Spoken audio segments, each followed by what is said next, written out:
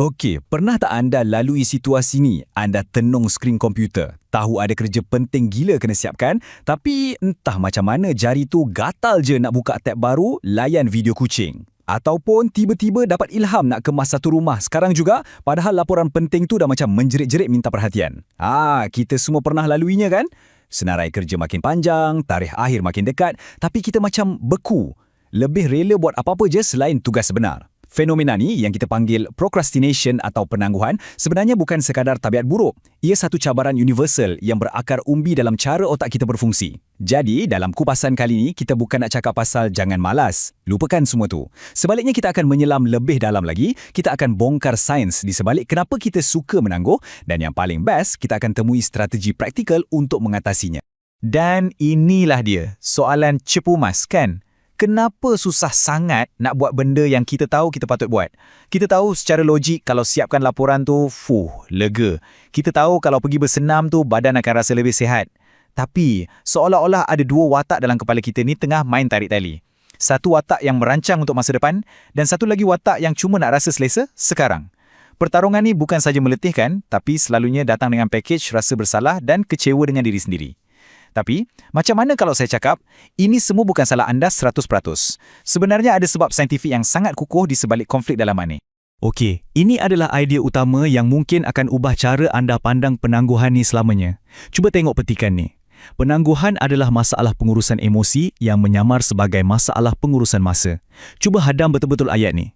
Sebab selama ni kita selalu fikir, kena beli planner baru, download app productivity, paksa diri jadi lebih disiplin. Kita anggap ia masalah logistik, masalah pengurusan masa.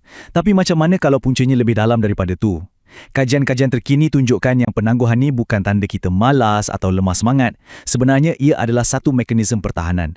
Satu cara otak kita cuba lari daripada emosi-emosi negatif yang datang dengan tugas tu. Macam rasa bosan, risau atau tak yakin. Baiklah, jom kita bedah siasat topik ni. Cukup-cukuplah salahkan diri sendiri. Sekarang masanya untuk kita faham apa yang betul-betul berlaku dalam kepala kita. Ada sebab saintifik yang kukuh kenapa kita menangguh. Dan bila kita dah faham puncanya, barulah kita boleh cari penyelesaian yang betul-betul berkesan. Okey, konsep saintifik pertama yang jadi kunci kepada semua ni dipanggil discount temporal atau temporal discounting. Bunyi macam canggih kan? Tapi sebenarnya idenya simple je. Cuba bayangkan otak kita ni macam seorang pelabur yang tak sabar. Dia lebih pentingkan keuntungan segera. Jadi, ganjaran yang boleh dapat sekarang, contohnya nikmat tengok satu lagi episod Netflix, rasanya jauh lebih bernilai berbanding ganjaran yang lagi besar tapi kena tunggu. Macam dapat segulung ijazah atau siapkan satu projek mega. Otak kita secara automatik akan diskaunkan nilai ganjaran masa depan tu semata-mata sebab benda tu tak ada depan mata kita lagi. Ini macam satu bug dalam sistem otak kita yang diwarisi dari zaman purba di mana fokusnya adalah untuk survive hari ni, bukan fikir pasal penyimpanan persaraan. Jom kita tengok satu contoh yang sangat jelas. Katakanlah saya bagi anda dua pilihan, RM100 hari ni atau RM110 bulan depan. Mana satu anda pilih? Selalunya, kita akan ambil RM100 tu terus, kan? Tarikan duit yang boleh dipegang sekarang tu memang kuat gila. Walaupun logiknya, kita tahu RM110 tu lebih banyak. Emosi kita menang. Tapi, okey, jom kita ubah sikit ceritanya. Macam mana kalau pilihannya adalah RM100 dalam 12 bulan atau RM110 dalam 13 bulan? Tiba-tiba pilihan jadi lebih senang. Mesti kita pilih RM110. Kenapa? Sebab bila dua-dua ganjaran tu jauh di masa depan, otak kita boleh fikir dengan lebih rasional. Beza sebulan antara bulan ke-12 dan ke-13 tu rasa macam tak ada apa-apa. Inilah bukti yang sangat jelas macam mana otak kita diskaunkan masa depan. Dan bug inilah yang buat kita selalu pilih keseronokan segera berbanding kejayaan jangka panjang. Kecenderungan inilah yang dipanggil present bias atau kecenderungan untuk memilih sekarang. Inilah sebabnya kenapa kita lebih senang pilih sepotong kek coklat depan mata berbanding kesihatan yang baik pada masa depan. Sebabnya, kek tu nyata, boleh nampak, boleh bau. Manakala kesihatan tu satu konsep yang abstrak. Otak kita ni memang diprogram untuk bertindak balas pada apa yang ada di depan mata. Ancaman segera, ganjaran segera. Dia tak pandai sangat nak proses idea-idea masa depan yang kabur macam kejayaan kerjaya atau simpanan hari tua. Jadi, dalam pertarungan merebut perhatian kita, selalunya yang menang adalah ganjaran yang paling cepat dan paling mudah. Dan inilah dia, gambaran pertarungan yang berlaku dalam otak kita setiap hari. Cuba bayangkan, di satu pihak kita ada tugas penting macam tulis laporan. Ganjaran kalau siap tu mungkin besar, dapat pujian bos, dapat grade bagus, tapi ia nun jauh di sana. Kemajuan pun tak nampak. Anda mungkin dah tulis 500 patah perkataan, tapi tak rasa apa-apa kepuasan pun. Di pihak satu lagi pula, kita ada media sosial.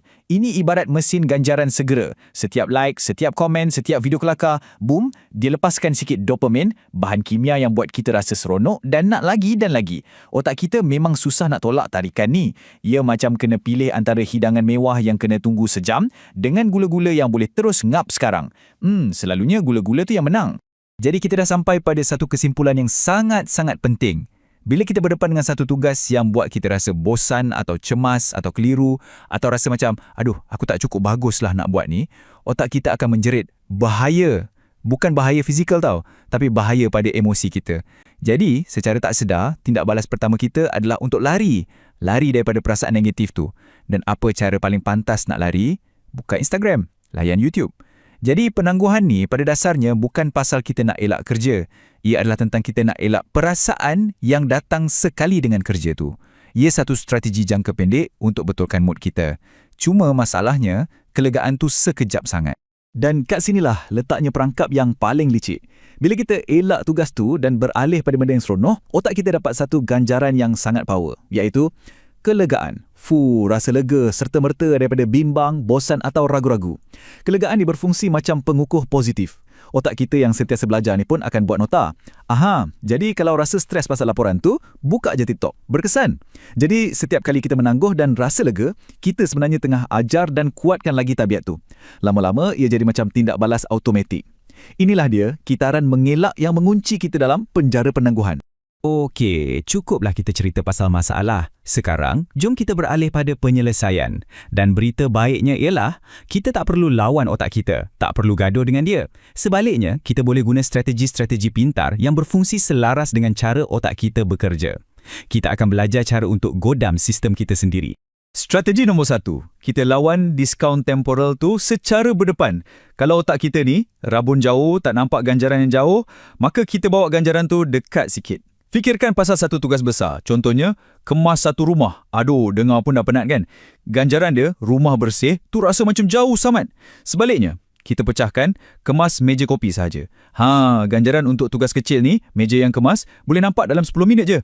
Daripada matlamat, siapkan laporan, kita tukar jadi tulis perengan pengenalan je. Setiap tugas kecil yang kita siapkan dan kita tanda dan dalam checklist, ia akan bagi otak kita sikit dopamin. Kita tengah cipta kemenangan-kemenangan kecil yang tarik ganjaran dari masa depan terus ke masa sekarang. Okey, strategi kedua ni memang bijak. Sebab kita tak lawan keinginan otak nak ganjaran segera, tapi kita guna dia. Namanya penggabungan godaan atau temptation bundling. Caranya simple je. Kita gabungkan benda yang kita patut buat tapi malas dengan benda yang kita nak sangat buat tapi mungkin rasa bersalah sikit. Contoh macam ni. Anda hanya benarkan diri anda layan siri Netflix kegemaran sambil melipat kain. Atau anda hanya beli kopi mahal yang anda suka tu pada hari anda pergi gym. Lama-kelamaan, otak anda akan mula kaitkan aktiviti yang membosankan tu, lipat kain, dengan keseronokan, Netflix. Akhirnya, benda yang bosan tu jadi sesuatu yang kita nanti-nantikan, bukan lagi benda yang kita nak elak. Ini satu teknik klasik yang mungkin ramai dah pernah dengar, teknik Pomodoro. Dan ia memang sangat berkesan. Kuncinya bukan pada 25 minit kerja tu. Bukan. Kuncinya adalah pada janji rehat 5 minit lepas tu. Komitmen untuk fokus 25 minit je rasa macam, bolehlah, tak menakutkan sangat. Jadi lebih senang nak mula. Dan inilah yang paling penting. Sebab halangan terbesar bila kita menangguh ni adalah untuk mula. Rehat 5 minit yang dijamin tu pula jadi macam ganjaran kecil yang tak lama lagi akan dapat. Ia bagi otak kita nampak cahaya di hujung terowong, satu sebab untuk bertahan. Lepas 4 pusingan, anda bagi diri anda rehat yang lebih panjang. Ini satu sistem yang memang direka ikut rentak semula jadi fokus dan tenaga kita. Okey, ada lagi beberapa alat tambahan yang power. Pertama, pra-komitmen. Ini macam kita buat pertaruhan dengan kawan. Aku janji akan siapkan kerja ni sebelum Jumaat. Tiba-tiba, akibat kalau gagal, malu atau kena belanja kawan makan. Tu rasa lebih nyata sekarang. Kedua, niat pelaksanaan. Ini kita cipta peraturan jika maka. Contohnya, jika jam loceng aku bunyi pukul 7 pagi, maka aku akan terus pakai kasut sukan. Ia automatiskan keputusan. Jadi tak payah dah nak berdebat dengan diri sendiri pagi-pagi. Dan ketiga, tambah rintangan. Ini terbalik sikit. Daripada senangkan kerja, kita susahkan gangguan. Letak telefon tu kat bilik lain. Log out dari semua media sosial. Setiap halangan kecil ni akan bagi peluang pada diri kita yang rasional untuk menang. Baiklah, cukuplah dengan teori. Kita dah faham sainsnya, kita dah ada beberapa strategi dalam poket. Sekarang sampai bahagian yang paling penting. Macam mana nak tukarkan semua pengetahuan ni kepada tindakan. Jom kita gabungkan semua ni jadi satu protokol yang simple yang anda boleh mula. Bukan esok, tapi hari ini. Sekarang juga. Ini protokol anda. Jom kita buat sama-sama. Langkah 1. Pilih satu je tugas yang anda tengah tangguhkan. Bukan semua, satu je. Lepas tu, tentukan bahagian pertama yang paling kecil dan senang. Contohnya, buka je dokumen Word dan tulis tajuk. Itu je. Langkah 2. Set timer 15 atau 25 minit. Janji dengan diri sendiri untuk fokus pada tugas tu je dalam masa ni. Langkah 3. Sekat gangguan nombor 1 anda. Kalau telefon puncanya, letak telefon tu kat bilik lain. Langkah 4. Cipta satu tarikh akhir dengan akibat yang kecil. Contoh, aku kena siapkan tajuk ni sebelum lunch. Kalau tak boleh makan dessert. Dan langkah 5 yang paling penting, ulang setiap hari. Ingat, matlamatnya bukan untuk jadi sempurna. Matlamatnya adalah untuk bina otot untuk memulakan sesuatu. Kemahiran ni, bila dah dilatih, boleh ubah segalanya. Sebagai penutup, jom kita pecahkan beberapa mitos yang selalu menghantui orang yang suka menangguh. Mitos nombor 1. Saya kena tunggu ada motivasi dulu baru boleh mula. Realitinya, salah. Tindakan kecil yang akan cipta momentum, dan momentum itulah yang akan bagi anda motivasi. Jadi, jangan tunggu. Mula je. Mitos nombor 2. Saya tangguh sebab saya tak kisah pun pasal kerja ni. Realitinya, selalunya terbalik.